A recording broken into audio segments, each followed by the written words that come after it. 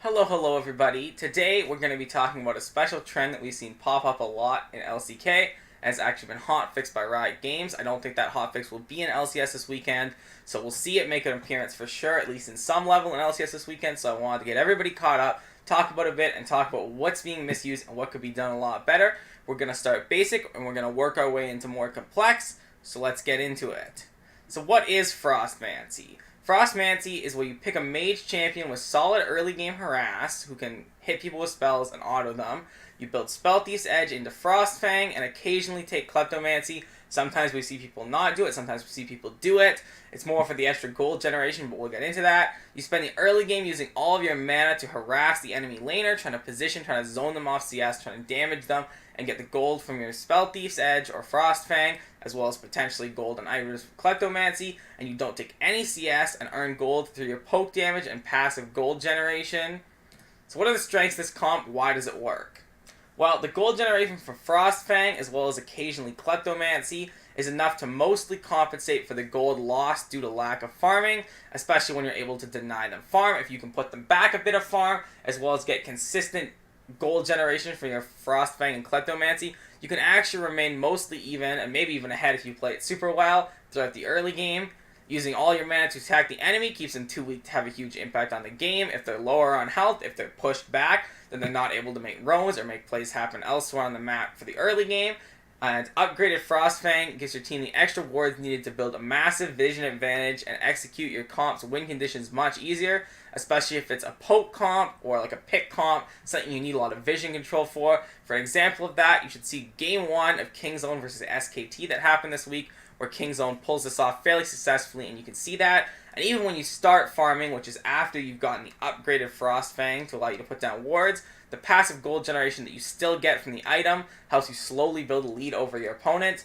Those are the main strengths. The main two are the ones that are bold, where basically you're able to keep even on gold generation and get extra vision control later. What are the drawbacks? How do you counter it? Okay, so someone going Frostmancy and he needs to avoid killing minions early game. Obviously, if you kill minions, it stops your ability to do the quest, which stops your ability to get the extra vision and the extra gold, so it kind of defeats the point. So your inability to kill minions gives the opponent the opportunity to abuse your wave control, or lack thereof, to gain advantages in other lanes or set up vision. For a great example of this from the same series as before, see Faker on SKT versus Kingzone in Game 3 of the series they recently played, where he was able to do that fairly successfully. If you don't draft a good composition around your Frostmancy champion or champions, because sometimes we see it multiple times in the same game, or if the opponent drafts champions that can counter your ability to poke them and harass them, they can avoid the poke or poke back or push harder than you're able to stop them from pushing. The weak early game control that you have as a Frostmancer with your inability to control the waves can allow the other team to snowball the game, get leads in other lanes, get leads in that lane, and snowball the game. When significantly behind, your vision advantage is mostly negated, as you won't be able to get the extra wards in useful positions. If the other team's ahead of you, then obviously you can't get out on the map to place the wards, to abuse the fact that you have extra wards, so it mostly counters the main drawback. Okay, so to summarize what Frostmancy is as a strategy, you want to be able to oppress the opponent early while building a vision advantage for later, and draft a composition that could play around a vision advantage where you have obvious win conditions that, when controlled, give your team a clear path to victory, whether it be warding flanks to help yourself push harder, or warding Baron to help get an easier Baron. Having a comp with obvious win conditions that can be abused by having a vision advantage is the key way to play Frostmancy, and you want to minimize your losses and opposition counterplay around your inability to manage the wave structure in one or more lanes early game. You're going to have that, but you want to try to make it as minimal as possible. So, that's the basic strategy, but what's being missed here? What have teams that have played it so far and the strategy, when it's been explained, seem to lack? Well, literally, the answer is what's being missed is minions. As I've explained before, there is a fixed rate of resource spawning. Jungle camps only spawn at certain intervals, minion waves only spawn at certain intervals and certain amounts, and so successful strategies get the most utility out of the possible resources they can acquire. They try to acquire as high a percentage of the map's resources as possible, and put those resources on champions, or champions as part of compositions that can use them as efficiently as possible. And by letting so many minions die to nobody, as happens in this Frostmancy strategy, this strategy completely wastes a ton of potential gold and a ton of potential value. Additionally, due to the lack of early kill potential for most FrostMancers, both what champions work well, general poke champions like Karma or like Victor, and the loss of early game stats, you're sacrificing AP and damage to be able to get an item like Frostfang and a keystone like Kleptomancy. The jungler in a FrostMancy game usually ends up playing fairly safely on anyways because you don't have a lot of kill pressure, and this is why Kingzone tried to draft Zac in Game 3 versus SKT, the game I talked about Faker playing very well earlier. They wanted to have Zac because they felt like he wasn't going to do much early game anyway, so they might as well try to get a champion that snowballs better into the late game. Okay, so what should be done differently? Funnel, please. I'm being serious here. I need to see teams start funneling. I don't understand why it's not happening. I know it got nerfed before, but this is the key to this strategy succeeding is to start funneling. It turns what's an okay strategy, what's a viable strategy, into an absolutely busted strategy if teams can funnel, and more importantly, if they can funnel correctly. Funneling allows you to make the most use possible out of the available resources, making sure to miss as little as possible. You can get your FrostMancer going while also funneling even more resources into a carry champion. The champion could be taking the jungle camps as well as the lane, so they get extra ahead, they get extra gold and XP from what they would be doing, and the FrostMancer still gets the same share of gold they would be getting and a decent amount of the XP they would be getting before anyways, so you're getting much better use out of your resources. It allows for all the strengths of a FrostMancy comp, which mainly are the extra vision and extra early lane control and extra passive gold generation. You still get all those, but it also negates all of the weaknesses like lack of wave management ability because your funnel champion can be helping you push waves and helping you control waves, and a risk of falling behind early and getting snowballed on. You don't really have that same risk because you are still getting all the gold possible. In fact, you're actually getting more gold than the other person because you're getting your extra gold from your FrostMancer poking them. Additionally, it allows for an accelerated late game as the funnel champion is going to have more gold, so they're going to reach a late game state faster, and a clearly defined win condition around the strengths of whatever champion you're funneling, both of which play to the strengths of FrostMancy and its extra vision control. Okay, so it basically works perfectly with FrostMancy. I seriously don't understand why teams haven't tried it. It doesn't really make sense to me. I think if you can funnel correctly along with FrostMancy, it can create an absolutely broken synergy. Okay, so let's go through a scenario. How would this work? So let's start with the draft and the setup. So I don't actually think this is the ideal way to pull off this strategy. I have better ideas, ideas that I think are harder to counter, or ideas that I think counter this strategy. But I think me going through this particular scenario, this particular instance of funneling plus FrostMancy allows for easy understanding and an easy explanation of why it works and why it's really strong. So you want to start by drafting a strong, harassing champion who can bully the enemy mid laner early. I think Karma is the perfect example of this. You can poke him down early. You can also somewhat control the wave to help build up big waves for Karthus, but we'll get to that later. And of course, you're very useful late game in certain compositions.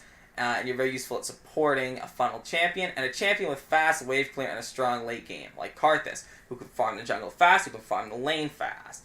So that's your core, and then you want to consider your team comp and what you have as your funnel champion and as your FrostMancer champion, but you want to try to draft side lanes that can avoid deaths easily and also come to the jungler's need. If they try to invade you, or if they try to get your funnel behind, then you can draft side lanes that can sort of help get there first or help out-rotate their side lanes, even if they're being pushed in, and also can avoid dying because your jungler is not really going to be ganking early on. So my example of this is Ezreal, Tahm Kench bot lane, and Jace top lane.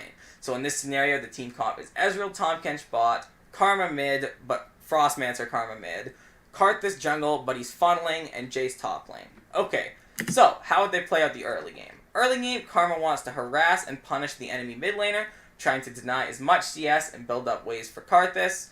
Again, try to push whoever the enemy mid laner is off of farming, get them low, get her gold generation from Frostfang and Kleptomancy, and help sort of manage the wave so that it almost slow pushes towards her own tower so that Karthus can come in and swoop up a big wave.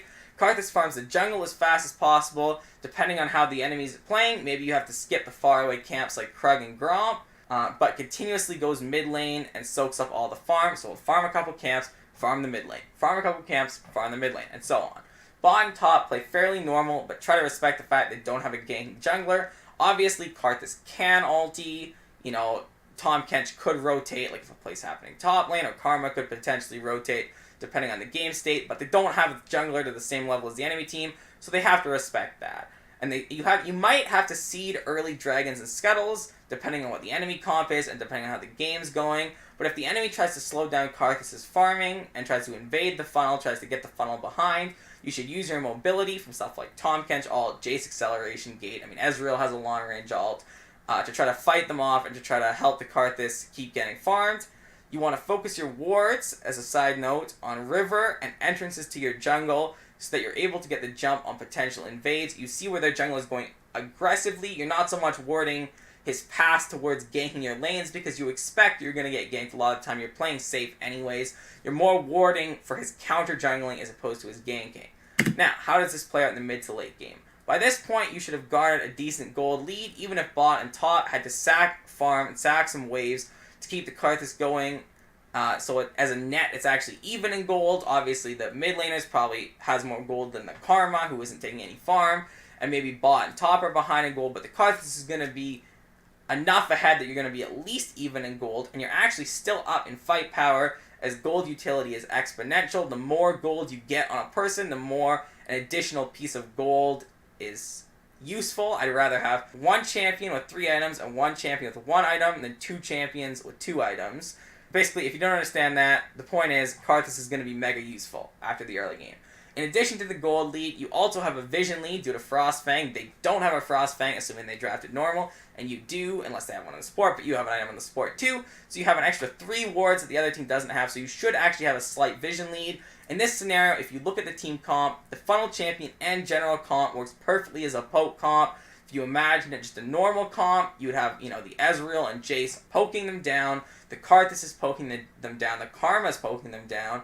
If they try to engage on you, you have a lot of disengage spells. Every champion is fairly mobile, and you have a lot of team mobility as well. So this is obviously a poke/siege composition, which works really well with FrostMancy in general, though most comps with a strong win condition work decently.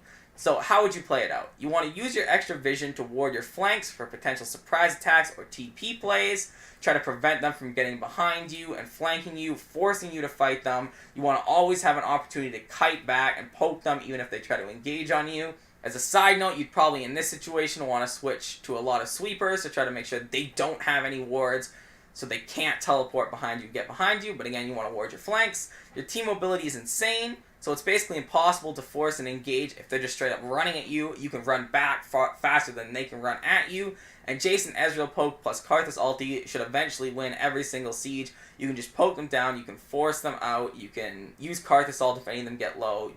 It's pretty easy to win every siege and slowly get towers. You want to slowly push down those towers and use Jace teleport and or Tahm Kench ulti to clear split push attempts if they try to go into another lane. Send someone to stop it, have them quickly come back, and keep your push going. Eventually, you're going to win with this team composition in that scenario. There's basically no counterplay at that point once you've gotten ahead, so it's only a matter of time before you win. It's worth noting Baron on this team is a super useful win condition, so when you're pushing, when you're sieging, even if they're holding on really well, obviously you're going to have vision control. You're going to be pushed up, so that limits their ability even more to get vision, so you can always go to Baron, bait Baron, force them to check it, poke them down. If they don't come, you can do it. And if you get Baron on this comp, it's even more of a GG. So at this point, it's basically just a win. Okay, so my final words on this strategy. FrostMancy, I think right now, is a decent strategy when pulled off correctly, but there is tremendous room for improvement, as I hope you see.